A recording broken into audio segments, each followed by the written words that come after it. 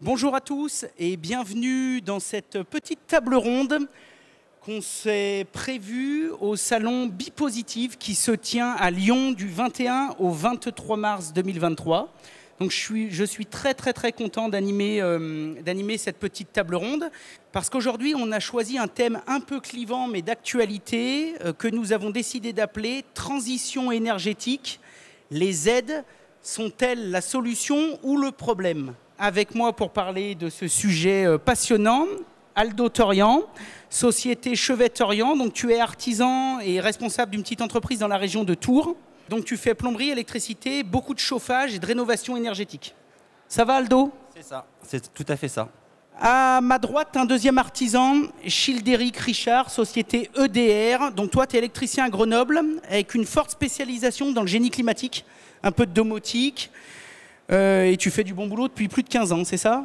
C'est exactement ça, Laurent. Oui. Ok. Sur Grenoble depuis 15 ans. On continue le petit tour de table avec Arthur Bernago, directeur des opérations résidentielles individuelles qui représente la société Elio. C'est ça. Ça va Arthur? Hyper bien. Super. Elio, moi j'ai noté une entreprise qui déploie un accompagnement global pour diminuer et mieux maîtriser la consommation d'énergie en France. Ouais, sans respirer, tu as réussi à faire. Bah attends, mais c'est un métier. Nous, donc, on gère les aides pour les particuliers et pour les pros depuis 15 ans. Voilà. Donc c'est bien, on va pouvoir parler d'aide. On va pouvoir en parler.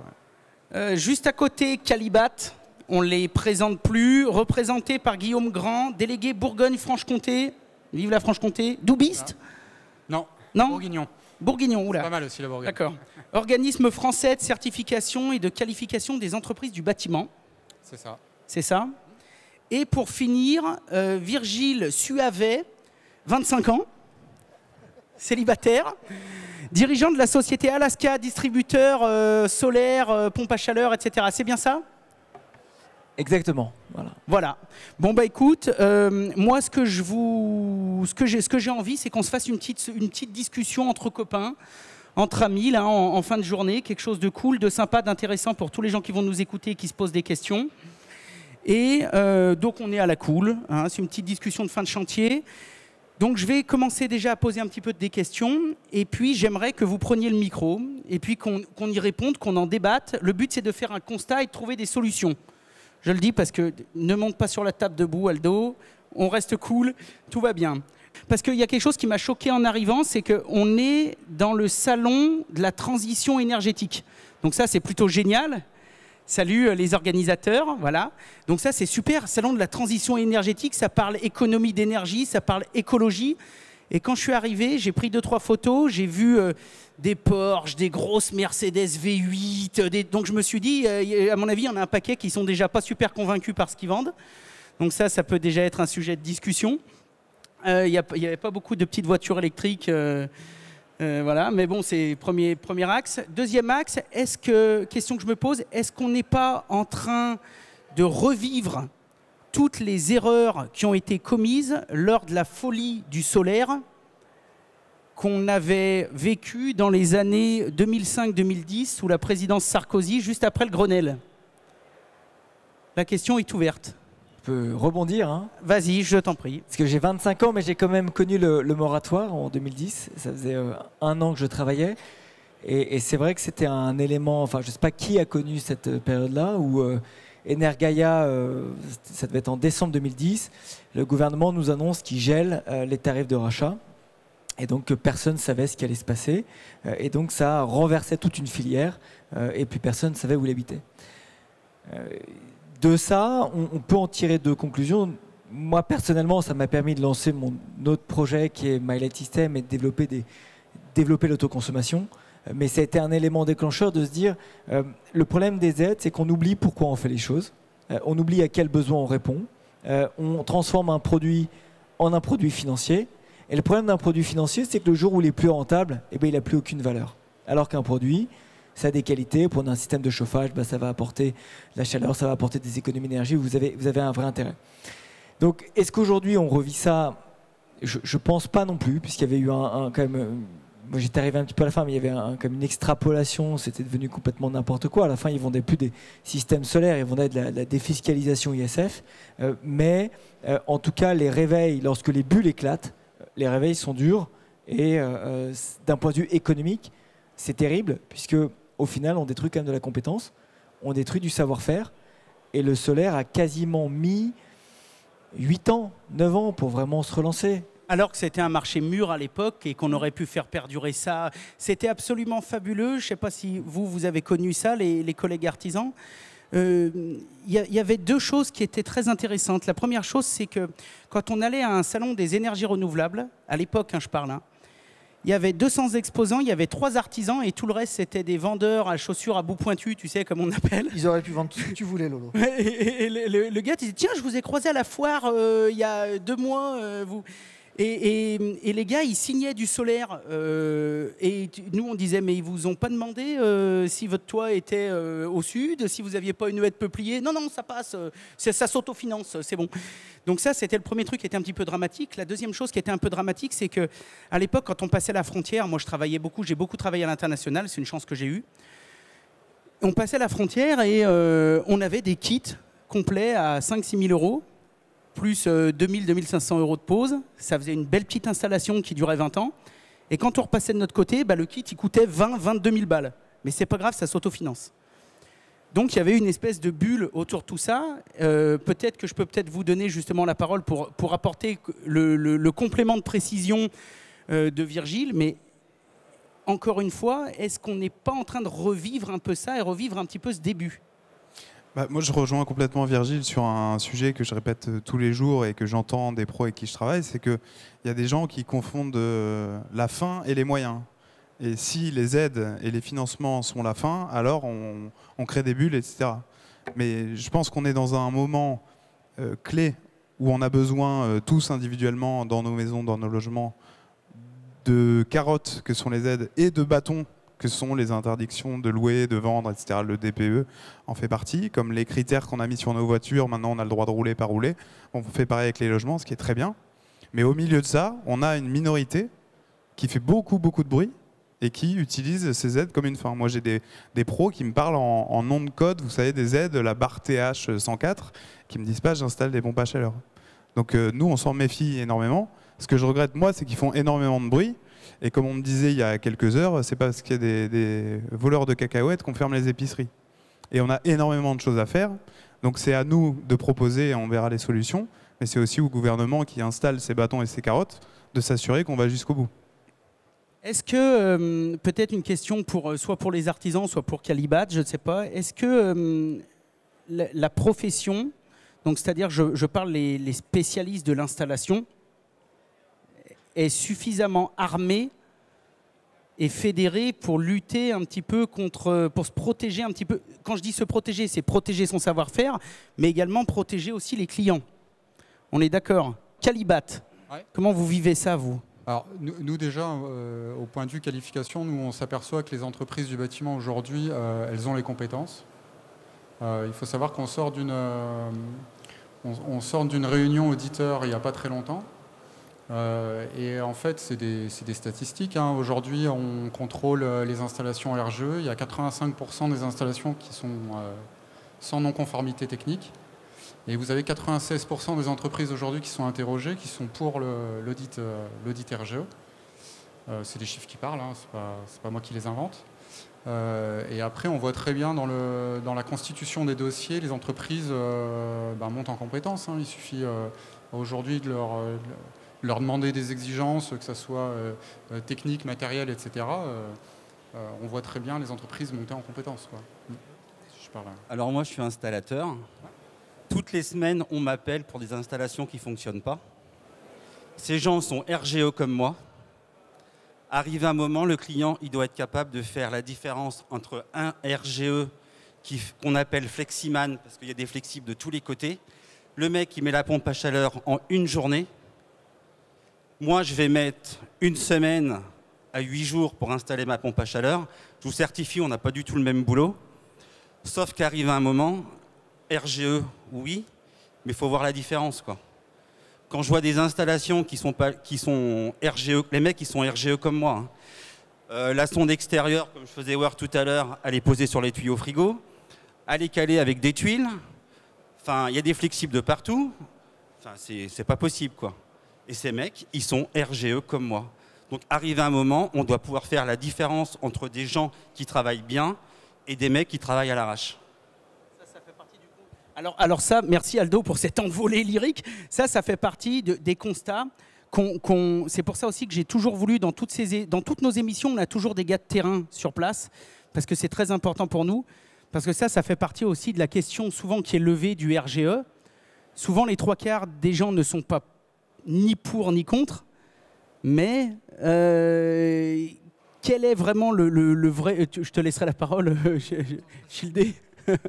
Je veux dire, quelle est la vraie garantie du client? Parce qu'aujourd'hui, pourquoi le client prendrait un artisan RGE qui, des fois, va faire 200 bornes pour venir chez lui, plutôt que son petit artisan de village qui est très bon, très compétent, qui n'a pas trop le temps de faire de la paperasse, mais des chaudières, il en a installé 300. Et le jour où il y a un problème, ils se connaissent puisqu'ils se croisent à la sortie de l'école, ils se croisent au loto du foot, etc. Et donc, quand il croise son installateur, le mec, il n'a pas besoin de se planquer derrière un pot de fleurs en disant « Putain, la mère Michu, pourvu qu'elle ne me voie pas parce que je lui ai fait de la merde ». Ce que je veux dire, c'est un petit peu souvent aussi la question qu'on retrouve de la part des artisans que nous, on croise sur le terrain, où on leur dit, t'es RGE, ils nous disent, ouais, fous-moi la paix avec ce truc. La dernière fois que je l'ai passé, on était 12, et sur les 12, il y avait 2 secrétaires qui le passaient pour leur boîte. Quelle est la légitimité un peu de... C'est une émission, on s'est dit, on jette un peu un pavé. Hein. Ah, ce qui est magique, en fait, c'est que vous venez en fait, de dire qu'en fait, la formation FIBAT donne le RGE. Ce qui est totalement faux. Déjà, la formation FIBAT, c'est pas nous. Hein, c'est une exigence du RGE, c'est une exigence de l'arrêté, et c'est l'ADEME qui l'exige. Hein, puisque le Calibat ne peut pas être responsable de tout. Hein.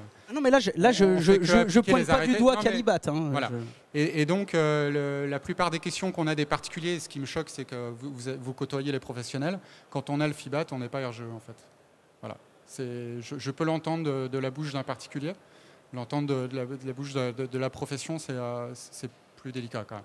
Moi, je vais rebondir. Je suis artisan d'entreprise individuelle. Je fais de la climatisation, de la pompe à chaleur. Mais la pompe à chaleur dans un secteur un peu particulier, je suis station technique pour une marque qui est ici sur le salon.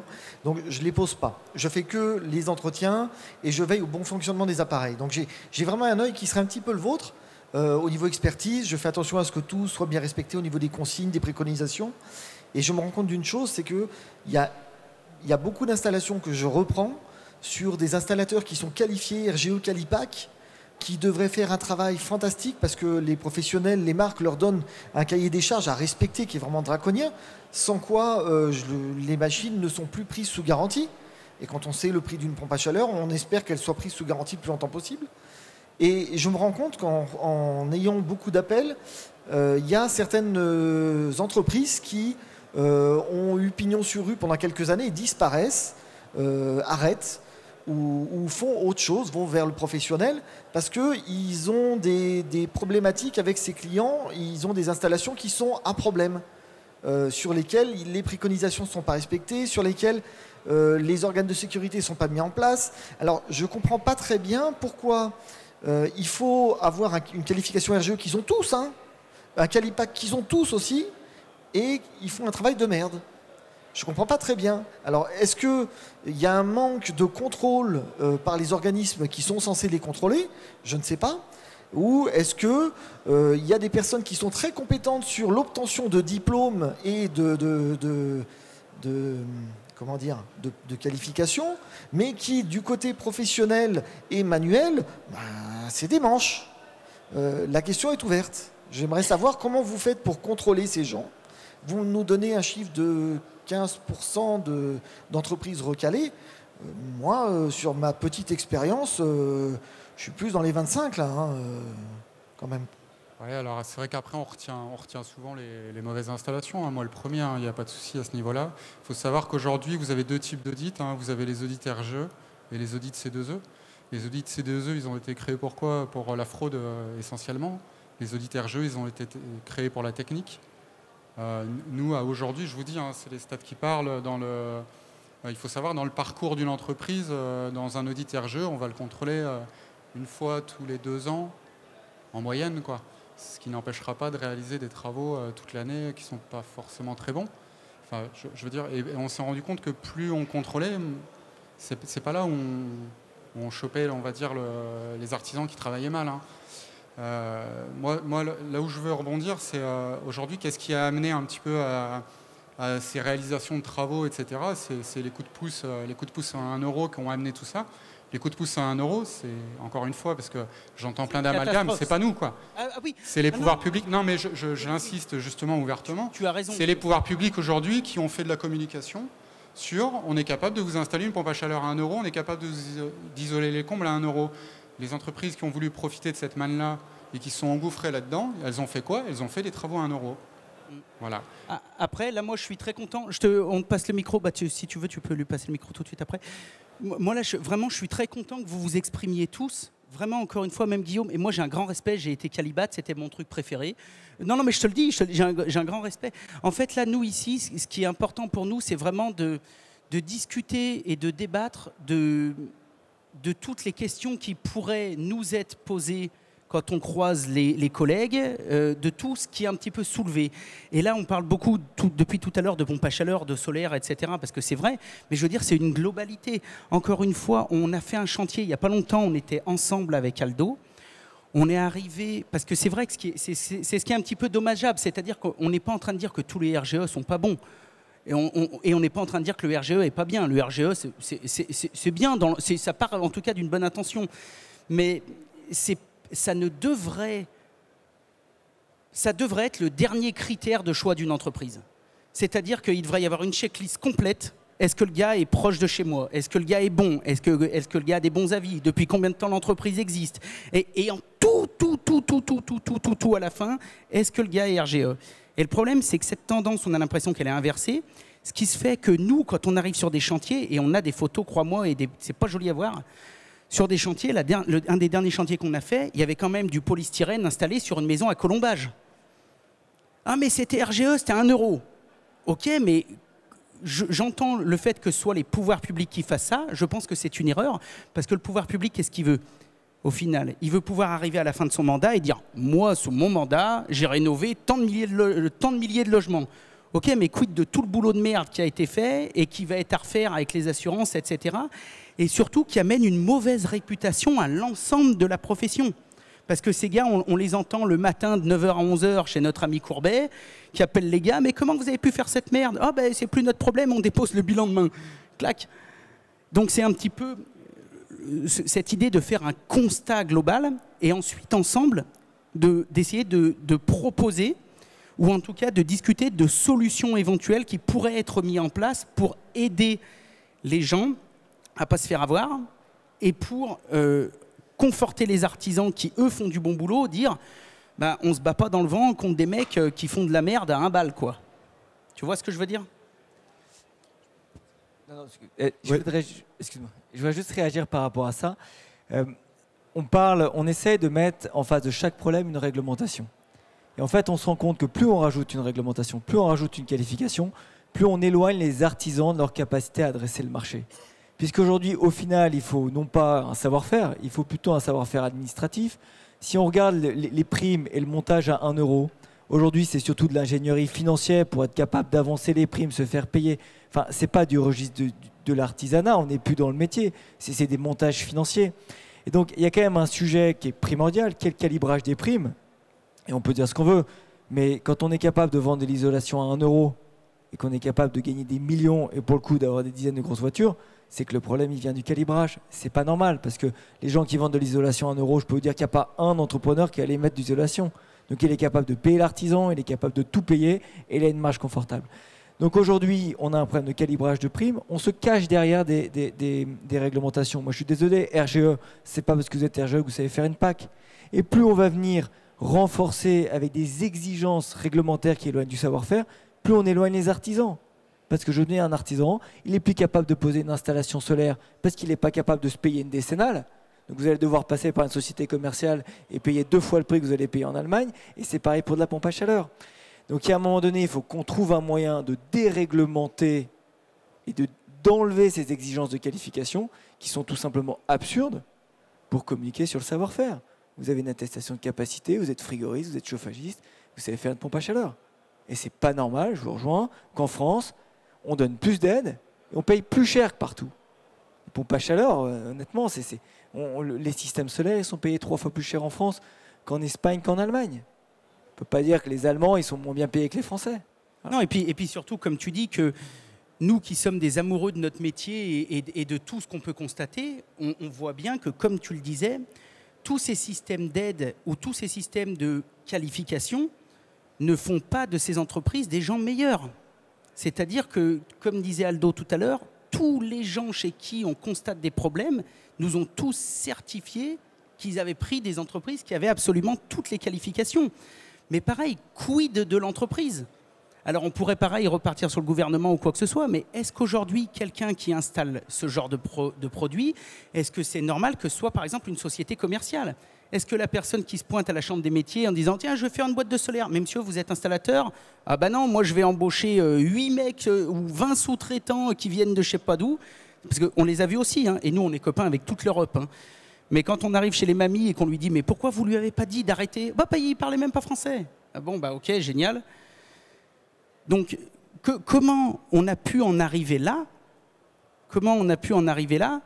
Il suffit peut-être aussi qu'à ce moment-là, la personne qui enregistre l'entreprise dise « Mais monsieur, vous n'avez pas le droit. Là, il faut avoir des qualifications, il faut être artisan, il faut avoir un diplôme, etc. etc. » Ce serait effectivement rajouter encore de la règle à la règle. Moi, je suis encore une fois aligné avec ça. On nous a mis des audits en amont. On nous a mis des bureaux de contrôle en aval. Bureau de contrôle cofraqué. Le cofrac aujourd'hui, c'est le RGE d'hier ou d'avant-hier. Moi, je vois des boîtes qui ont le cofrac qui font n'importe quoi. Et donc, pour moi, il faut éduquer le client et cette dame à avoir des réflexes qui peuvent nous paraître du bon sens de le voisin, l'artisan du foot, effectivement, les avis Internet, la recommandation, et pas céder au tap-tap, au phoning, parce que moi je me fais appeler un jour c'est pour une PAC, le lendemain c'est pour le solaire, le surlendemain c'est pour le CPF, et c'est les mêmes régies commerciales, call center offshore, etc. Donc c'est remettre du bon sens et dire quand je vais au resto, soit c'est le conseil d'un ami, soit je vais voir les avis. Le resto, lui, il est obligé sur l'hygiène d'avoir un certain nombre de choses, etc. On pourrait comparer comme ça. Mais je décide d'aller là et de faire appel à ce pro-là parce que j'aime bien sa tête, parce qu'on me l'a recommandé, parce qu'il a des avis. Et nous, en tant que valorisateurs des aides et accompagnateurs là-dessus, évidemment, plus la règle est complexe, plus on a des raisons d'exister. Bon. Mais nous aussi, on fait le filtre et toutes les semaines, on refuse des pros qui viennent nous voir et qui sont comme ça, qui nous parlent le jargon qui ne nous plaît pas. Ils nous parlent des aides, ils nous parlent de MaPrimeRénov', des CEE, ils ne nous parlent pas des chantiers. Et donc nous, on a mis en place, depuis un certain nombre d'années maintenant, des scorings commerciaux et juridiques de « je sais poser une PAC, mais comment elle est vendue ?» Parce qu'il y a aussi des gens qui posent très bien, mais des régies commerciales qui font n'importe quoi commercialement, qui gonflent les prix parce qu'il y a des aides, etc. Donc ça a tellement de niveaux de profondeur potentiellement entre l'avant-vente, le chantier, l'après-vente, les garanties derrière, que je pense qu'il faut remettre le filtre du client qui décide. Et pour ça, peut-être qu'il faut travailler d'autres labels. On ne peut pas tout mettre sur RGE ou voilà. Donc, le truc, c'est qu'on doit pouvoir faire la différence. Qu'on soit RGE, je l'entends. Mais quand, par exemple, on est audité, on voit 50 flexibles sur l'installation, c'est un vrai Tetris. Arrive un moment, ça ne doit pas passer, quoi. J'ai une petite dame qui m'a appelé. Elle s'est fait mettre 12 panneaux solaires. La boîte, elle a coulé. Elle a rappelé quelqu'un. Le gars, il a dit « Ouais, mais si je reprends les 12 panneaux, je vous en revends 12. » Donc, elle a fait remettre 12 panneaux solaires. Pas de bol, la boîte, elle a coulé. Elle m'a rappelé la semaine dernière. Elle me dit, voilà, qu'est-ce que je fais ? Je dis, moi, je fais rien. Il est hors de question que je touche à l'installation. Voilà, on en arrive à des absurdités comme ça, quoi. Et moi, je trouve ça triste pour notre métier, quoi. C'est triste et surtout qu'on est en train d'en parler et c'est un cas dont il faut discuter et trouver des solutions. Mais pendant ce temps, on ne parle pas de toutes les super boîtes qui font super bien le boulot. Et j'ai pas de pourcentage, peut-être que chez Calibat, il y en a, mais, ou dans le ressenti du métier. Alors on voit des merdes toute la journée. Mais il y a aussi plein de boîtes qui font très bien le métier, RGE ou pas d'ailleurs. Parce qu'il y a aussi plein de gens qui sont RGE qui se désengagent des aides ou qui font la fausse remise C2E, mais en fait, ils la prennent pour eux. Je pense qu'on en croise tous les jours. C'est ce que je disais à Laurent tout à l'heure. Moi, je n'ai pas de qualification, ni Calielec, ni Calipac, ni RGE. J'ai pris le parti de ne pas passer ces qualifications parce que la seule que j'ai dû faire, c'est celle qui me permet de faire la manipulation des filtres frigorigènes. Et bon, s'il y a certaines oreilles, mais moi, ce qui me gêne, c'est que tous les 5 ans, je dois payer mon autorisation à travailler. C'est tout. Hein. Je fais un travail de qualité depuis près de 10 ans en climatisation et depuis 15 ans en électricité. mais sans aucune qualification. Et quand il faut que je me batte face à d'autres confrères qui proposent des aides, ben, je rogne sur ma marge nette et je leur dis, voilà, au lieu d'avoir 2500 € d'aide, moi je vous fais une remise équivalente et je vous fais ça en plus.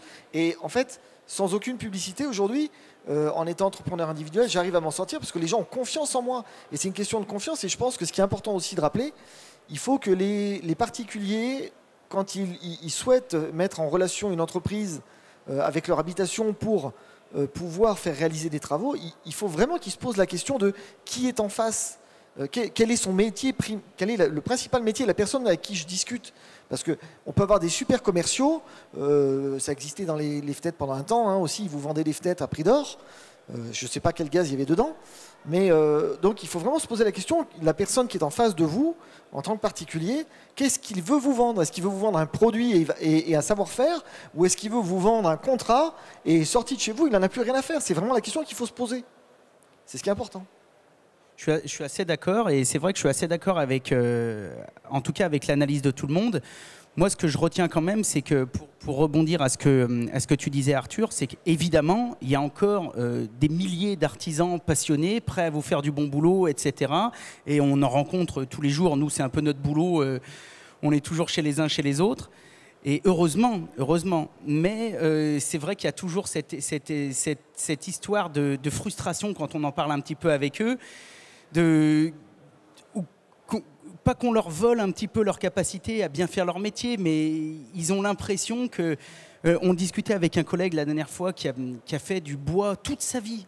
Mais toute sa vie, je veux dire, c'est quelqu'un depuis qu'il s'est mis à son compte, il a toujours fait du bois. Et bon, les calibois sont arrivés, il a fallu qu'il passe le calibois. Tu penses comme il en a rien à foutre, lui, toute sa vie, il a fait ça, et bien fait. Je veux dire, on a été voir les installs. Comparé à certains, des fois, on a eu croisé des commerciaux, des fois en train de faire des devis à des gens pour des pompes à chaleur, ils savent pas ce que c'est qu'un ballon tampon, quoi. Voilà, ils ont une ligne ballon tampon. Bon, faut que je vende ça, mais le mec, il est incapable de t'expliquer à quoi ça sert. Donc bon, ça, faut y bannir direct. Ça, quand vous voyez ça, faut même pas y toucher avec un bâton. Ça, faut y repousser comme ça. Faut y jeter. Mais ce que je veux dire, c'est que cette personne qui était vraiment dans le bois, il adorait ça. À un moment, il s'est mis à passer aussi des qualifications parce qu'il a été quasiment obligé. Il dit, mais maintenant, j'arrive chez mes clients, on me demande ça, alors que moi, j'ai rien demandé, moi, je bosse bien. Et donc, il s'est diversifié, etc. Et ben, il nous racontait quand même que s'il n'en posait pas un certain nombre minimum, etc., il perdait son agrément. Mais je veux dire, c'est pareil, qu'est-ce que c'est que ces conneries? Ça, pour moi, ça rime à rien. Le gars, c'est un super spécialiste. Et on est en train de lui dire, bah, si tu mets moins de 5 poils à granules, eh bah, tu perds ton agrément. Mais quel est le rapport? Quel est le rapport? Donc c'est juste ah bah, faut y aller, faut repayer, faut... Nous, on est un petit peu remontés amicalement parce qu'on se connaît tous, on est tous copains, on connaît les copains de Qualité ENR, on connaît l'ADEME, et c'est des copains. Mais on aimerait qu'ils s'ouvrent un petit peu, que ça évolue. Même nos amis... qui nous représentent, je veux dire, nos syndicats d'artisans, qu'on adore et qui nous représentent. Mais moi, j'ai connu ce genre d'organisme il y a 15-20 ans qui montaient au front, qui montaient au créneau. Aujourd'hui, on se demande comment ils ont fait pour laisser passer ça. Ce que je veux dire, c'est qu'on a l'impression qu'on s'est fait... Alors maintenant, ils nous appellent pour nous vendre des formations. On leur dit, mais c'est pas ton rôle. Moi, j'ai pas envie que mon syndicat professionnel m'appelle pour me proposer un calibat. J'en ai rien à foutre. Je préférerais qu'il m'appelle pour me demander si ma boîte elle tourne, si tout va bien, si j'ai assez de boulot, si je cherche pas à recruter, comment ça se passe, etc. Et tout ça, on a l'impression qu'il y a une espèce de, comme tu le disais tout à l'heure, qu'il y a une espèce de gros méga giga business qui s'est installé autour de la formation, autour de trucs. Et par conséquent, on se retrouve avec des gens qui font du super boulot. On pourra vous montrer des photos, des installs en cuivre, des trucs magnifiques, etc. Mais qui, à un moment, bah, au lieu d'être à 18 cm du truc, ils sont à 20. Et là, tu as le contrôleur qui dit « Ah bah non, là, ça passe pas ». Par contre, le mec à côté, il a tout mis en flexible à la zob. Il y a du PER, il n'y a même pas de collier. Tu arrives, tu dis « Foi, nom de Dieu ». Et lui, par contre, il est passé parce qu'il a respecté les 20 cm du truc. Donc, au bout d'un moment, les gens comprennent plus vraiment. Donc ça, je pense que ça, c'est surtout sur le constat. Après, on va essayer de passer aux solutions, peut-être parler un petit peu de qu'est-ce qu'on pourrait faire pour améliorer justement tout ça, quoi. Ouais, ça ajoute à... Tu peux mettre toutes les règles du monde et écrire PER interdit, ils vont trouver autre chose. Parce que les aides, c'est un moyen et qui vendent du produit financier, qui sortent avec le contrat, comme tu dis, qui sous-traitent à n'importe qui vont couler l'année d'après. Oui, mais quand c'est que la profession se fédère pour empêcher ça? Elle est peut-être là la question. Ouais, peut-être. Je veux dire, est-ce qu'on a envie de finir, nous artisans, nous qui avons un savoir-faire millénaire, quand je dis nous, je suis très humble, hein, mais je veux dire, on était chez des meilleurs ouvriers de France il y a 4 jours. On peut vous dire que les gars, ils n'ont pas attendu les RGE pour savoir bosser, quoi. Ce que je veux dire, c'est que tout ce savoir-faire, toute cette passion de l'artisan qui se lève le matin avec son petit apprenti à côté, qui bouffe son sandwich dans le froid, le cul sur sa glacière, etc. Si on ne se bat pas, si on ne monte pas au créneau, comment ça va finir? Est-ce qu'on va peut-être finir comme nos amis, je ne sais pas, agriculteurs, sous perf avec des aides de partout, et que le jour où les organismes nous coupent les aides, bah non, tiens, tu n'as plus le droit de faire de la PAC, tiens, crac. Mais pourquoi? J'en ai fait toute ma vie, je la fais très bien et je bosse mieux que l'autre. Ah ouais, mais bon, ton papier, il n'est pas bon. Crac, terminé. Donc tu veux le repasser, c'est 2000 balles, 5 jours, patati. C'est tout ce genre de choses. Je veux dire, est-ce que c'est pas un peu le moment que la profession monte un peu au créneau pour dire arrêtons un petit peu. Enfin, c'est peut-être un peu le moment de trier, quoi. Là, nous, on a énormément de qualifs quand même. On a Calibois, Calipac, etc. Là, on est bien parti pour avoir un Cali-WC pour changer une chasse d'eau. Groupe Cali, groupe de sécurité. Enfin, on en meurt de tout ça. À côté de ça, vous avez des artisans. Je connais des artisans qui travaillent super bien. Ils ont de l'or dans les mains. Ils ne veulent pas se faire chier avec le RGE. Parce que franchement, il leur faut une secrétaire en plus. Enfin, monter les rapports, enfin, c'est un truc de fou, quoi. Vous vous rendez pas compte que nous, artisans, on est magasiniers, on fait les dépannages, on fait tout dans notre entreprise. Et je suis pas le seul. Arrive un moment, je peux pas passer 20 heures dans mon bureau. J'ai mes équipes à suivre, j'ai mes clients à voir, les dépannages à faire. Moi, dans l'entreprise, je suis patron, magasinier, je fais tout, quoi. Donc, arrive un moment, il faut qu'on trouve des solutions. Et il faut qu'on fasse la différence entre des RGE qui sont de qualité et des mecs qui valent rien sur le terrain, quoi. Qui sont RGE comme moi. Je ne sais pas si vous voulez passer un petit peu aux solutions, mais je peux vous partager un exemple qui est intéressant sur un modèle étranger qui est la Suisse, qui fonctionne assez bien dans le développement de la pompe à chaleur. Et un des problèmes qu'on a notamment en France, en plus du calibrage, c'est la visibilité. C'est-à-dire qu'aujourd'hui, vous êtes un artisan. Pourquoi je passerai à une réglementation? Ça se trouve, je vais ne pas être capable de l'amortir parce que ça se trouve, demain, on m'en demandera une autre. Prenez la Suisse, les subventions sur la pompe à chaleur, c'est des programmes pendant 10 ans. Les installateurs, ils savent que pendant 10 ans, globalement, il va y avoir un accompagnement qui est souvent dégressif, puisqu'en fait, on se rend compte que plus le marché se développe, plus le savoir-faire, plus le gain en performance fait que le coût de revient baisse. Et donc, il faut s'assurer que la trajectoire de la prime suive ces gains de compétitivité. Et ça fonctionne globalement bien. Vous prenez le modèle de subvention aussi dans le solaire en Suisse. Il a été lancé en 2012, on est en 2023. Globalement, il a baissé de moitié, mais c'est le même principe. Donc, ça donnait à tout le monde de la visibilité. Après, il y a un point important quand même, c'est que les artisans, il y a une difficulté. Vous n'êtes pas forcément dans tous les syndicats. Vous essayez de vous faire entendre. Vous n'avez pas forcément le temps. Vous êtes magasinier, vous êtes au four et au moulin. Comment vous allez faire pour vous défendre? Il y a quand même un sujet, c'est aussi de responsabiliser les industriels, parce que qui sont aussi les grands gagnants de l'affaire. Vous êtes Atlantic, vous êtes Decking, vous êtes Panasonic. Vous regardez vos chiffres, c'est des croissances absolument pharaoniques. Vous passez de plus 50, plus 100% par an. Et donc, ils sont un petit peu dans ce conflit d'intérêts, à la fois de la non-qualité, mais à la fois du chiffre d'affaires. Et c'est des gens qui, malgré tout, sont écoutés, sont capables d'investir dans les instances pour faire du lobbying. Je vais reprendre cet exemple de la Suisse parce que c'est très pragmatique.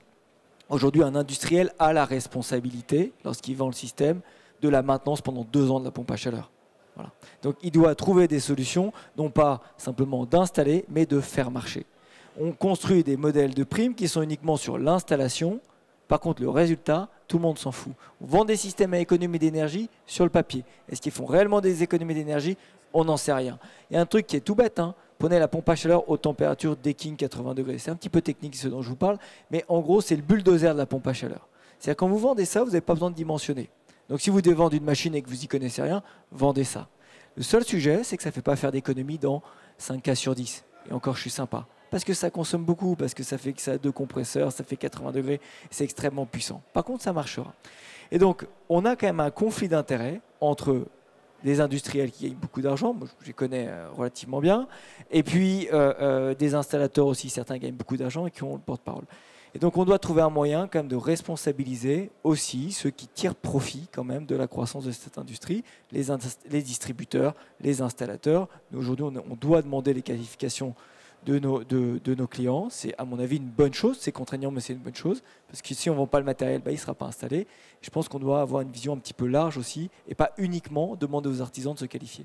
Justement, c'est exactement ça. C'est-à-dire, il ne s'agit pas, et du coup, d'ailleurs, ce n'est pas du tout la vocation de cette table ronde aujourd'hui, d'aller rejeter la faute sur telle ou telle personne. Alors, on va dire, c'est pas de ma faute, c'est le gouvernement, c'est pas de ma faute, c'est ça. Pas...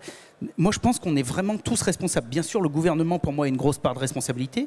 Parce que c'est vrai que c'est très facile de dire allez, tiens, on va balancer une aide, et puis comme ça, pendant mon mandat, ça va tripler la transition énergétique, et puis quand j'arriverai à la tribune, je pourrai être content et dire ah, vous avez vu, moi, ça a bien marché quand j'étais là. Ouais, mais enfin, bon. Quid de tout ce qui va à côté, mais tout le monde est responsable. En parlant des solutions, est-ce qu'on ne devrait pas commencer déjà par mieux informer, mais vraiment, sincèrement, je veux dire avec conviction, avec le cœur, mieux informer le client final? Mais il y a quand même le calibrage au départ. Parce qu'on peut informer ce qu'on veut. Si on vous donne 8 000 € pour une pompe à chaleur, vous ne paierez jamais votre pompe à chaleur en dessous de 8 000 €. Hein. Oui. Il y a le verre dans la pomme. Je suis désolé, mais le verre dans la pomme, c'est les aides. Je veux dire, dès que tu mets les aides. Mais en fait, dès que tu dis à quelqu'un tu peux refaire ton isolation pour 1 €, le verre dans la pomme, il est là. Le sujet, les aides, le principe est bon. Quand vous lancez une technologie ou un nouveau produit... Là, on parle de produits qui existent depuis 35 ans. Exactement. Mais quand vous devez accélérer quelque chose, c'est intéressant qu'il soit aidé pour lancer le démarrage. Mais la problématique est... Tu as commencé en parlant du problème du solaire sous l'époque Sarkozy. Le problème du solaire sous l'époque Sarkozy, ce n'est pas le tarif de rachat. On a toujours des tarifs de rachat. Le problème, c'était le montant. C'était de donner 60 centimes du kilowattheure. C'était ça le problème. Donc, à mon avis, je pense que le début, c'est de se dire, OK, c'est quoi le bon montant d'aide pour que ce soit intéressant pour le client, que l'artisan gagne sa vie, mais qu'on ne puisse pas pour autant payer 15 000 commerciaux, 12 intermédiaires, 4 Porsche et 2 Ferrari sur le parking de l'entreprise.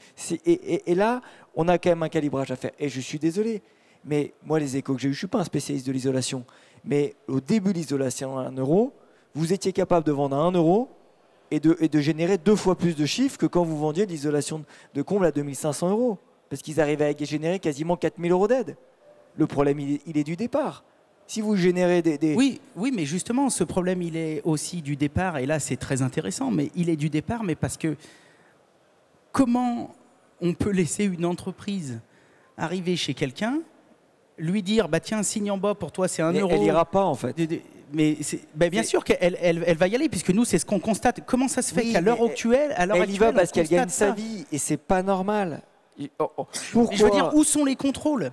Comment l'État peut donner 10-15 000 € à une entreprise qui vient de coller 200 mètres carrés de polystyrène graffité à la con, dégueulasse, qui vient de je sais pas trop d'où, à grands coups de conteneur, dans le séjour, par-dessus une maison en colombage? Pourquoi comment on a fait pour en arriver là? Oui, mais comment il a pu proposer quelque chose de rentable en achetant un lead, en payant un commercial? Comment c'est possible? Le problème, c'est qu'aujourd'hui, les aides sont trop importantes et sont mal calibrées, ce qui fait qu'on empile des couches, de qualification, on empile des couches d'administration, parce qu'au départ, c'est mal calibré. Moi, je suis désolé, mais je pense vraiment que le début... Et en plus, c'est terrible, parce que ce calibrage, il change tous les 6 mois. Donc, je ne sais pas comment vous faites pour vous organiser, mais tous les 6 mois, il change de valeur. Et il y a un moment donné, il faut quand même se poser, se dire, OK, c'est quoi le bon montant pour à la fois que ce soit... Alors donc Virgile, si on finissait par un tour de table comme ça, sur des solutions. Virgile, quelle est la solution que toi tu proposes?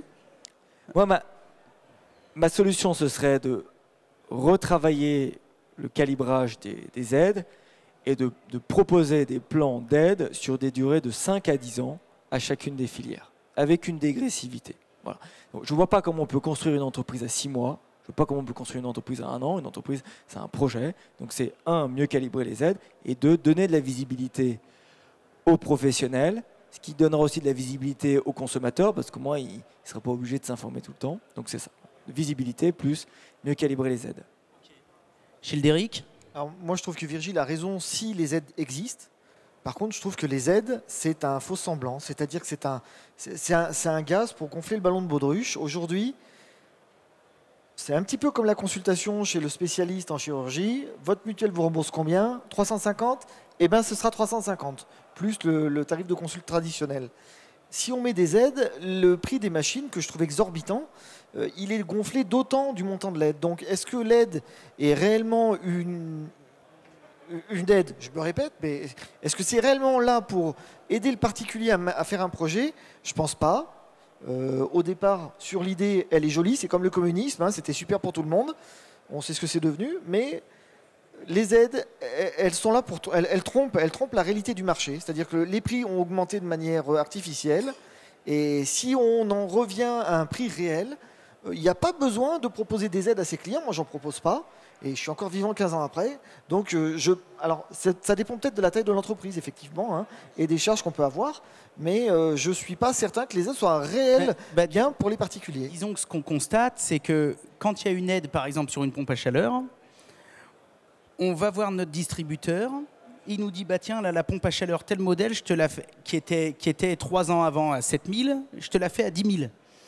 Et quand non, ça c'est pas tout à fait vrai. Il y a pas mal de choses comme ça. Et quand les on va distributeurs, non mais qui répercute peut-être le truc du fabricant. Aujourd'hui, c'est surtout les entreprises d'installation qui ont réussi à intégrer. Mais il y a non. Là, on parle d'achat de matériel. On a vu des pompes à chaleur qui sont passées de 7, il y a eu les primes, il y a eu tout d'un coup l'annonce des aides, paf, les packs. Alors il te colle, il te dit pas c'est 30% de plus, il dit ah ouais là tu sais tu comprends l'Ukraine machin paf c'est 10% de plus et puis 6 mois après il va dire ouais tu comprends là il y a eu la grève des carburants paf 10% de plus et donc à la fin tu as pris 30% dans la gueule donc elle est passée de 7 000 à 10 000. Par contre quand tu appelles ton voisin belge ou quoi que ce soit qui n'a pas les aides, chez lui elle est toujours à 7 000. Donc il y a déjà aussi une responsabilité directe. Là la question c'était si on met des aides, quelle est la vision et quelle serait la meilleure solution. Mais la préconisation, c'est que dans les modèles matures, je pense qu'on pourrait s'abstenir d'aide. Hein. Enfin, voilà. Ok. Donc ça, donc vous, la solution, pas d'aide. Moi, je suis assez d'accord. Un vrai prix, un prix réel, et des aides au minimum ou pas d'aide. Bon, moi, je suis d'accord avec ça. Moi, ma solution, ce serait aussi et surtout...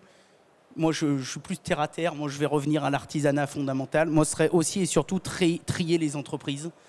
Parce que c'est pas normal qu'une boîte se mette à son compte, qu'il fasse de la merde, qu'il dépose, que 4 mois après, il se remette à son compte sous le nom de sa belle-mère, qu'il refasse de la merde, qu'il dépose, et puis qu'il continue d'appeler les petits vieux à l'heure de la soupe à 20h30 jusqu'en c'est le moment de machin, et qu'il fasse de la merde pendant 8 mois, qu'il redépose. Et ça, je pense que ça, l'État et la profession devraient se mettre dedans grave. Pour dire, mais là, vous, monsieur, ça fait 4 sociétés que vous déposez en 2 ans, vous avez vendu des canapés, après des adoucisseurs, après des machins patatiers, maintenant, vous faites du solaire. Donc, ce qui serait bien, c'est de faire une petite pause, et puis vous reviendrez nous voir dans 10 ans, quoi. Donc, moi, en tout cas, c'est ma solution. Chacun sa solution. Hein. C'est qu'on fasse déjà le ménage un peu dans la profession. Alors moi, ma solution, ça serait par rapport au RGE qui ne me dérange pas spécialement, hein. Ce que je voudrais, par contre, c'est qu'on fasse une réelle différence sur les installations, quoi. Des avis, par exemple, on sait qu'on est contrôlé sur un disconnecteur, si on a mis un régulateur de température, si c'est isolé, etc. Mais on ne va rien prendre sur le façonnage. Arrive à un moment, on vend l'installation. Voilà, il faut qu'on prenne l'esthétique en compte, quoi. Les diamètres, vous voyez des pompes à chaleur, elles sont alimentées en 16-20. Enfin, arrive un moment, ça devrait même pas se passer, quoi. Et tout ça, ça devrait être pris en compte. Et je ne comprends pas que nos syndicats professionnels, s'ils viennent à vos commissions sûrement pour en discuter, eh ben, il faut arriver à un moment, il faut qu'ils se bougent le cul et qu'ils regardent tout ça, quoi. C'est pas tolérable. On est en train de flinguer notre profession, quoi. Qualité. Donc pour Aldo, qualité. Aldo, pour ou contre les aides? Pour. Ok. Parole à Guillaume. Alors pour les aides, pour moi, il faudrait effectivement les encadrer et redonner de la valeur au produit. Ça, c'est un constat que je fais à part, hein, à force de voir justement les artisans, etc. Aujourd'hui, on enlève la valeur du produit, quoi. Et du coup, les prix augmentent. On a observé ça. Je trouve que les prix augmentent du moment qu'il y a des aides. Voilà, c'est un peu en lien. La deuxième chose, je dirais, quand j'étais gamin, on me disait quand il y a une personne qui vient faire du porte-à-porte, surtout, ne prends pas. Mais en fait, je m'aperçois que 30 ans après, il y a encore des gens qui sont à voir, quoi. C'est un truc de dingue. Moi, quand effectivement, donc moi, je m'occupe de la Bourgogne-Franche-Comté en local. Quand j'ai rendez-vous avec les architectes, les clients, etc., je leur dis, mais vous avez des entreprises en local qui fonctionnent. Pourquoi vous ne les sollicitez pas, quoi. Et souvent, quand j'ai des problématiques sur mon bureau, des réclamations clients sur des installations, et croyez-moi, en fait, si j'en gère 4 par mois, c'est le bout du monde. Je vous le dis, 4 par mois, et j'aimerais en avoir plus, des retours. Sauf que, attendez. On peut t'en envoyer, si tu veux. Non, attendez, c'est là où vous allez vous rendre compte de la complexité. J'en ai 4 par mois, sur les 4, j'en ai même pas une qui est exploitable, en fait. Pourquoi ? On ne veut pas me donner le devis, la facture, parce qu'ils ont payé qu'1 euro, ils ne veulent pas avoir de problème. Donc en fait, on fait beaucoup de bruit, mais finalement, quand on veut faire bouger les choses, il n'y a plus personne. Je vous le dis, il n'y a plus personne. Vrai. Mais c'est vrai, c'est vrai. Et ça, c'est preuve de mon initiative, parce qu'aujourd'hui, ce n'est pas mon boulot, mais du flicage, j'en fais énormément. J'en fais beaucoup. Et des entreprises, pour parler vraiment au local, des entreprises, j'en sors. J'en ai à peu près, en Bourgogne-Franche-Comté, j'ai à peu près une 30aine par mois où je refuse la qualification. Si on n'était pas là, je vous garantis que ce serait pire, quoi. Je vous le garantis. Et quand on contrôle, il ne faut pas s'étonner d'avoir aussi des résultats négatifs et positifs. Moi, je retiens les deux systématiquement. Et quand je dis qu'on monte en compétence les entreprises, parce que en fait, les 98% des entreprises qui bossent bien, aujourd'hui, je les valorise, moi, sur le territoire, quoi. Voilà, parce qu'on est présent en local, Calibat, et on les valorise auprès des architectes, etc. Et c'est, voilà. Donc pour la solution, donc ça serait effectivement d'accompagner les clients, enfin de prévenir encore et encore, de matraquer. On a des entreprises aujourd'hui qui sont capables en local de travailler. Faites-les fonctionner. Pour moi, contrôler davantage, ce n'est pas une solution. On a eu une réforme du RGE avec un contrôle beaucoup plus systématique des chantiers. Ce n'est pas la solution. Pour moi, la solution, c'est de nous donner l'accès au... Parce qu'aujourd'hui, on demande à l'entreprise de nous fournir des références de chantier. Les références qu'elle veut bien. Donc, on va contrôler les références qu'elle pense être les meilleures. Ça rime à rien, parce que si elle a fait 100 chantiers de merde, elle va te passer les 4 qui sont bons. On est d'accord. En sachant qu'on a quand même dedans, dans les chantiers bons, on a quand même 15% qui sont mauvais. Alors que c'est censé être les bonnes références. Ça fait peur. Non, nous, on aimerait avoir en fait, accès au catalogue de chantier. Déjà, on embêterait moins les entreprises à leur réclamer leur chantier. Mais déjà, on aurait le catalogue de tout ce qui se fait aujourd'hui en chantier aidé. Et là, on piocherait au hasard.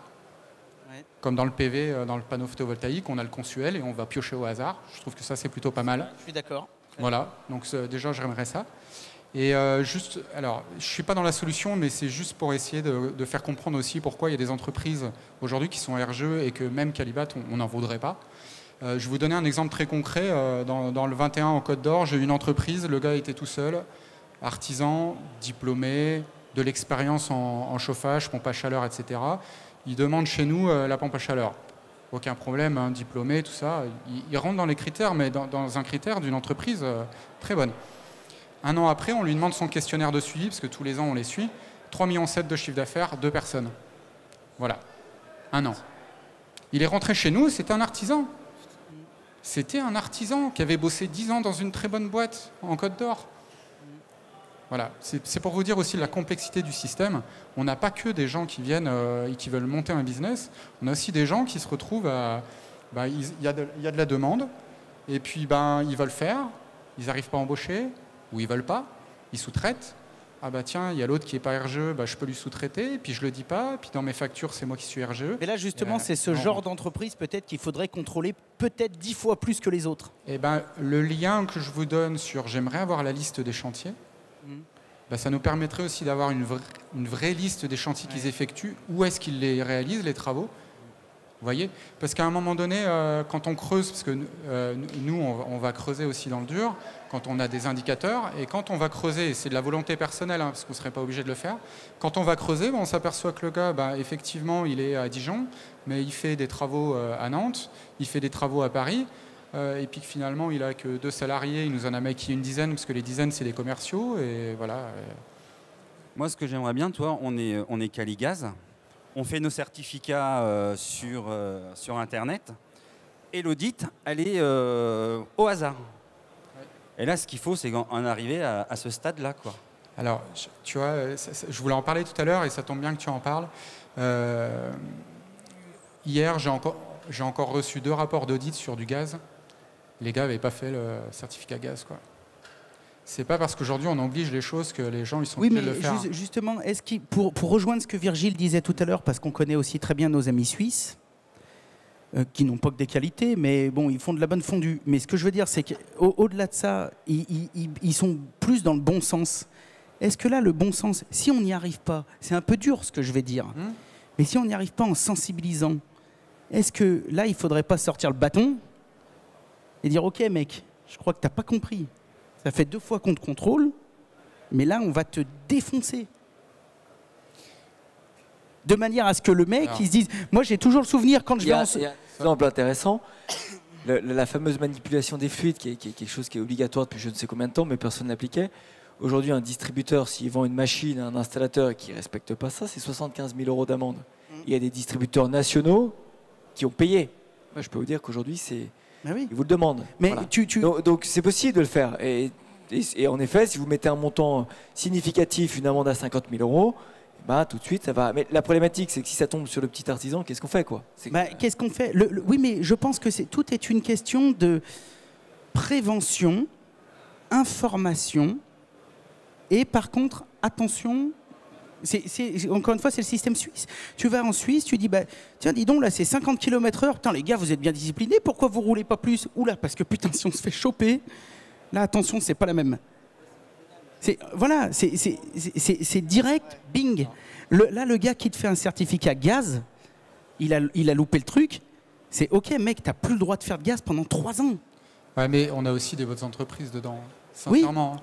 Non, mais sincèrement, moi j'ai... Non, mais oui, mais enfin, je suis d'accord avec toi, mais enfin, aujourd'hui, tous les systèmes, je suis pas en train de dire qu'il faut tout réformer, mais je veux dire, tous les systèmes ne se valent pas. Parce que c'est la même chose. Je veux dire, le gaz, on n'est pas là pour parler du gaz, mais me branche pas sur le gaz, Guillaume. Parce que le gaz, aujourd'hui, tu as le petit artisan installateur qui doit engager sa responsabilité à vie en faisant je sais pas combien de certificats contrôlés, etc. Alors qu'aujourd'hui, quand tu fais un établissement recevant du public, c'est une attestation sur l'honneur. Je fais un bâtiment gaz comme ça, avec des milliers de mètres cubes de gaz, et je dis, OK, c'est bon, et je vous envoie ça, terminé. Mais il y a aussi autre chose. Tout est à revoir. Il est où le contrôle? Je pense qu'on a un peu trop de normes en clim notamment, tu en parlais. On a l'attestation d'aptitude qui est individuelle et l'attestation, la manipulation des fluides frigorigènes. On a une double attestation. Je l'ai à titre particulier et ma boîte doit en souscrire une. Ce qui est important quand on me vend du matériel, c'est l'attestation de ma boîte. C'est pas l'attestation du mec qui fait les manips. Et je pense que ce qu'il faudrait, c'est que l'ouvrier soit, s'il y avait un CALI à avoir, qu'il soit par ouvrier et pour tous les ouvriers de la boîte. Et pas avoir un seul ouvrier qui a le CALI et pour que la boîte ait l'attestation. Bah oui, parce que ça, c'est le même cinéma. Tu as une boîte de 20 gars, il y a un gars qui est CALI-Gaz, la boîte est CALI-Gaz. Il n'y en a qu'un qui passe et tout le monde là. Ça fait partie des choses où il devrait y avoir un mec, il n'y a qu'un mec dans la boîte qui est habilité à faire de la PAC. Voilà. Alors après, je vais vous redonner un exemple, parce que c'est bien justement, parce que voilà, j'ai affaire au terrain. On était dans les solutions hein, quand même, on est reparti un peu en couille. Hein. Ouais, c'est vrai, on est parti. Ouais. Non, après, pour dire aussi, ce qui est délicat, c'est toujours d'identifier les entreprises qui travaillent mal et vraiment mal, les entreprises qui ont dérapé à un moment donné. Je vais vous prendre un exemple. J'ai une très bonne entreprise de chauffage aujourd'hui dans le Doubs. Elle a fait 3 audits, 2 sur la PAC, 1 sur le bois. Tout était en retard, donc elle a fait les 3 le jour même. Je crois que je dois avoir 18 non-conformités sur les 3. C'est une très bonne entreprise et en fait l'audit lui a fait comprendre qu'elle avait lâché le terrain, c'est-à-dire que le patron en fait avait embauché des équipes, s'était dit de toute façon elles vont suivre, elles vont être formées sur le tas, etc. Sauf qu'en fait et ce gars-là, je peux pas. Enfin, elle va se corriger. Des ouvriers non qualifiés. Oui. Mais alors que la boîte est autorisée. C'était une très bonne boîte. Hein. Son optique n'était pas du tout de faire de l'installation à abattage. Et cette boîte-là, je peux pas la mettre dans le même lot, on va dire, que tous ceux qu'on parle depuis tout à l'heure. Oui. Et en fait, il en a pris conscience. Il va nous apporter une solution en disant, je vais reformer mes gars, etc., etc. Et en fait, il a perdu le terrain, en fait. T'as une bringue, Virgile, t'as un apéro? Virgile a un apéro. Bon on l'excuse, on t'excuse Virgile. Salut, Virgile. Salut, hein. Ouais, voilà, bois pas trop de canon parce que après là. Mais t'as une Tesla toi, non? Ça roule tout seul. Bon, super. Mais je suis d'accord avec toi. Là où je suis toujours, par contre, je suis toujours un peu frileux sur toutes ces histoires. Même si, par contre, je comprends la démarche et elle est tout à ton honneur. Tu peux pas défoncer un mec qui a fait 200 trucs super bien et à un moment, il a un peu moins le moral. Par contre, il faut quand même toujours dans la profession qu'on reste vigilant parce qu'il faut jamais oublier, et c'est un pro qui te dit ça, hein, tu vois, mais on est tous pros, mais on est tous aussi consommateurs, on est tous aussi clients. Et il faut jamais oublier que là, tu vas laisser passer, il a fait de la merde, mais que derrière, il y a peut-être un gars qui s'est peut-être mis 15 ans de crédit pour avoir quelque chose de bien, de super bien, etc. Et ce gars, au final, il est un peu banané, quoi. Donc c'est pour ça qu'en fait, on doit s'imposer, même si je sais que des fois, c'est un petit peu dur, mais si on veut vraiment valoriser notre profession, je pense qu'on doit s'imposer un cadre d'exigence. Ce qui me choque un petit peu, comme disait Aldo aussi, on pourrait en parler pendant des heures, mais c'est vrai que aujourd'hui, on a l'impression qu'il y a 50 catégories de professionnels. Quand j'étais gamin, je me rappellerai toujours, mon patron, ça le rendait dingue. J'avais 14 ans et on faisait un travail formidable et je lui disais « Waouh, on dirait du travail de pro !» Et il me disait « Mais c'est du travail de pro, putain !» Mais c'était, on se battait pour faire toujours mieux. Et c'est-à-dire qu'une fois qu'on a fini d'apprendre, on continuait d'apprendre, à se former. Pourquoi ? Parce que être professionnel, c'est être un expert, c'est être un super pro. Moi, quand je vais chez mon dentiste, j'ai pas envie qu'il y ait un bon dentiste, un moins bon dentiste, un dentiste auto-entrepreneur. Non, j'ai juste envie que le mec il me fasse du super bon boulot. Et aujourd'hui, j'ai l'impression qu'à force de laisser un peu courir le truc, eh ben, on se retrouve avec des super bons artisans, avec des artisans un peu moyens. Oh, moi, tu fais quoi ? Moi, je touche un peu à tout. Je suis un peu... Bon, ok. Et moi, voilà, il me reste 2 ans à tirer, je m'en branle un peu. Moi, patati. Et du coup, ok, mais la frontière du vrai pro en qui tu peux avoir confiance, elle est où ? Elle est où ? C'est ce qu'on disait. Avec tous les problèmes que toi, tu rencontres, qu'on rencontre tous. Un jeune qui passe son CAP, il doit y avoir 4 fuites maximum. Quand on lui, juste pour avoir un quota, quand il fait 8 fuites, mais qu'on dit bon, on va lui donner quand même parce qu'il est bon en sport, il ne faut pas oublier que cette personne derrière repart avec un papier qui dit certificat d'aptitude professionnelle. Ça veut dire qu'il est apte professionnellement et que 10 jours après avoir eu son diplôme, il peut se mettre à son compte et faire des travaux pour un mec qui s'est mis 30 ans de crédit. Ça, je pense il ne faut jamais l'oublier. Et peut-être que ce mec, faudrait peut-être lui dire, bah, écoute, t'as pas le niveau. Soit c'est pas fait pour toi, soit tu recales, tu refais 1 an ou 2 de plus, mais t'as pas le niveau, mec. T'as pas le niveau. Et je pense que vous, dans vos contrôles, bah, des fois, écoute, t'avais le niveau, t'es super bon. Maintenant, t'as pris 10 sous-traitants ou tu t'es laissé griser. T'as plus le niveau, mec. Donc on te laisse 2 mois pour te reprendre et sinon, bing. Ça peut être aussi une solution. Mais on fait pas ce qu'on veut. Mais vous faites pas ce que vous voulez. Bah, oui. Non, mais sincèrement. Ah oui. Déjà, on est associatif et je vous donne un exemple qui va parler. On a une grosse entreprise, on va taire le nom, mais qui avait 140 salariés. Et on avait un dossier, je pense que ça ne tenait même pas dans une camionnette de malfaçon. On est une association, c'est dur de porter tout ça aux avocats hein, quand on est associatif, hein, c'est très compliqué. On a apporté ça aux avocats, on leur a retiré la qualification, on a perdu le procès, quoi, parce qu'on mettait 140 personnes au chômage. Quoi. Voilà, je vous le dis comme ça. Ouais, mais alors ça c'est fabuleux. Mais là, c'est fabuleux. Je vais t'envoyer tout de suite 20 journalistes, des très bons, hein, et il faudrait qu'ils en fassent un article, et ça, il faut le crier à la terre entière. Bah oui. Mais c'est parce que c'est pas nous, parce que ça nous échappe. Bah oui, mais... Parce qu'on peut pas tout faire. Vous comme donc nous, ça s'arrangera jamais. On a nos limites, quoi. Ouais, mais tu es en train de nous dire que les contrôles que tu fais, quand il y a des choses qui sont graves, ça sert à rien. Non, aujourd'hui, on se rend compte en fait que il vaut mieux pas que les. Enfin, on arrive à en détecter une grosse partie de l'entreprise et à ne pas les qualifier, parce qu'une fois qu'elles sont qualifiées, c'est compliqué de les sortir légalement. Voilà, je vous le dis. Et après, aujourd'hui, les contrôles, je vous le dis, on n'a que 15% des contrôles qui sont négatifs. Pourquoi ? Parce qu'on nous donne pas les moyens de contrôler ce qu'on veut, quoi. Voilà. Aujourd'hui, l'amiante, on a une certification amiante chez Calibat. Certification amiante, c'est quoi ? C'est contrôle systématique de chantier. Hein, bon, personne ne sera prêt à payer le prix d'un audit amiante ici autour de la table pour une pompe à chaleur. Hein, le prix, c'est un chantier en cours, il y a un audit, etc. Mais ils vont auditer tous les chantiers qui sont faits en amiante et avec un critère bien particulier. Que nous, on aille auditer en fait les chantiers qu'on veut. Moi, voilà. Si vous voulez une solution, j'aimerais que j'aille auditer. Plus de liberté pour Calibat.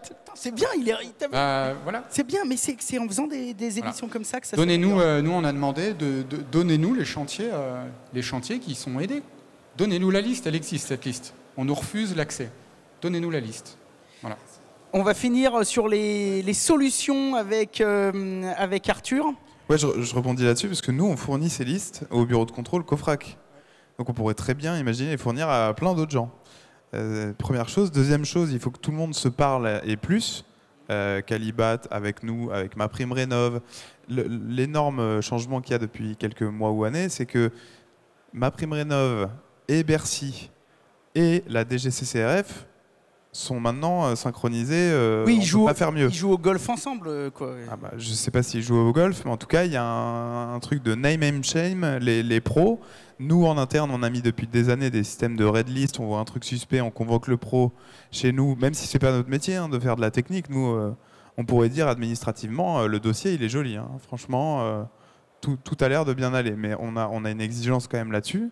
Donc on a des paliers, mais moi, là où je suis surpris depuis le début de cette discussion, c'est que je m'attendais à discuter avec des pros qui disent mais il y a trop de règles, on nous laisse pas faire notre boulot, etc. Et là, vous proposez d'en ajouter. Donc je comprends d'où ça vient, mais il faut qu'on trouve un juste milieu. En fait, c'est pas tant de proposer d'en ajouter juste avant de donner la parole à Aldo. C'est en fait que on aime. Je pense qu'il y a beaucoup de pros et beaucoup d'artisans qui aiment leur métier. Ce qu'il y a, c'est que les gens dont on parle, c'est pas des pros, en fait. On doit pro. Faut pas les appeler pros, voilà, c'est tout. Mais voilà, je suis d'accord. Et en fait, et comme disait Coluche, si on arrête d'acheter, ça arrête de se vendre, en fait. Oui, mais tu sais, ça, c'est des combats qu'on doit avoir aussi avec le gouvernement et les organismes. Je te donne un exemple tout simple que je prends tout le temps. C'est un exemple que j'adore prendre.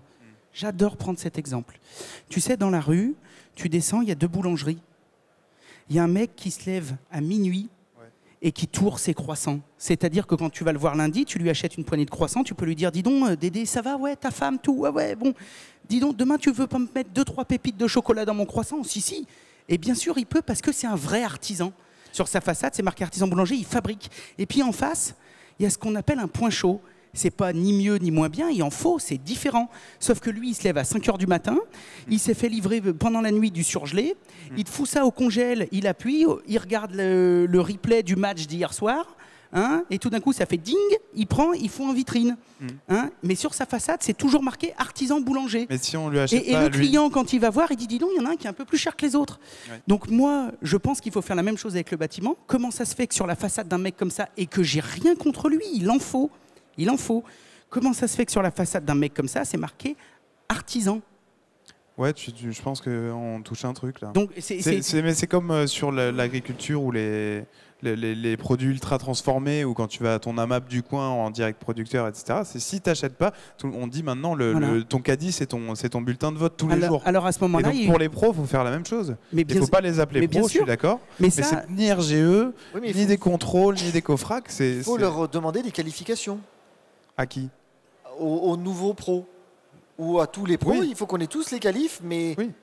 Il faut surtout, moi, à mon avis, pour le client final et pour le travail que chaque artisan, chaque professionnel fait, qu'il y ait une vraie différenciation. C'est-à-dire qu'on pourrait inviter nos amis de la Fédé et de la CAPEB, etc., à défendre ça. Ce serait pas mal. Mais ouais, ils sont là. Mais souvent, on invite les gens, mais souvent, ils viennent pas. Ils ont peut-être un peu peur. Mais ce que je veux dire, c'est que c'est une vraie démarche, une vraie réflexion intelligente.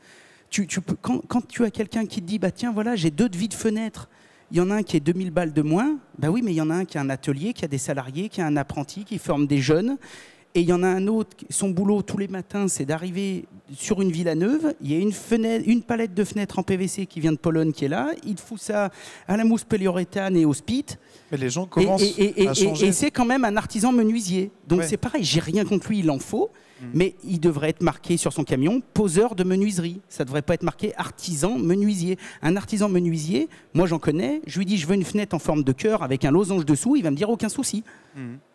Ça, c'est un artisan menuisier. Ça, c'est la consommation qu'il faut changer. C'est comme la bouffe, les vêtements, etc. Tu peux acheter chinois 3 fois moins cher, mais on compare ce qui est comparable. Et le pro qui te propose une fenêtre ou une PAC bradée, pas dimensionnée, etc., il n'a rien à voir avec le pro puriste qui a un savoir-faire avec un art dans artisan.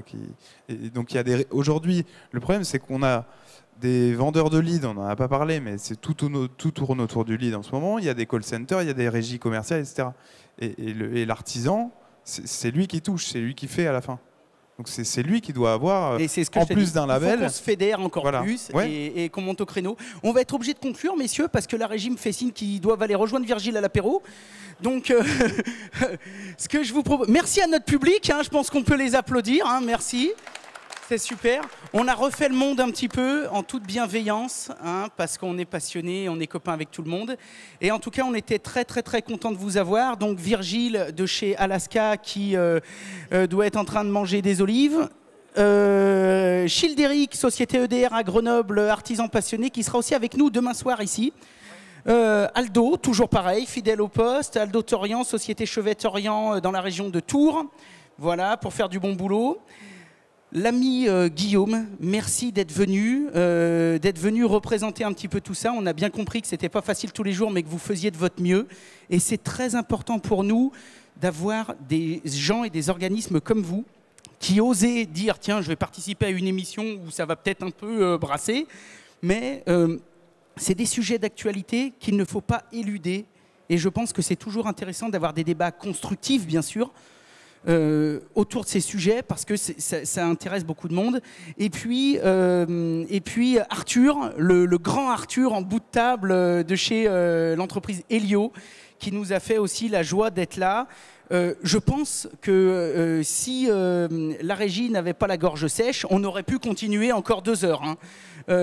Tellement que c'était passionnant. En tout cas, je vous remercie. Comme d'habitude, cette émission sera aussi disponible en podcast sur Radio Bichon, voilà, sur toutes les plus grandes plateformes du monde. Donc vous allez sur Google, vous tapez, sur votre moteur de recherche, tapez Radio Bichon et vous allez tout trouver. Merci à tous, on rend l'antenne. Merci, salut. Merci, au revoir.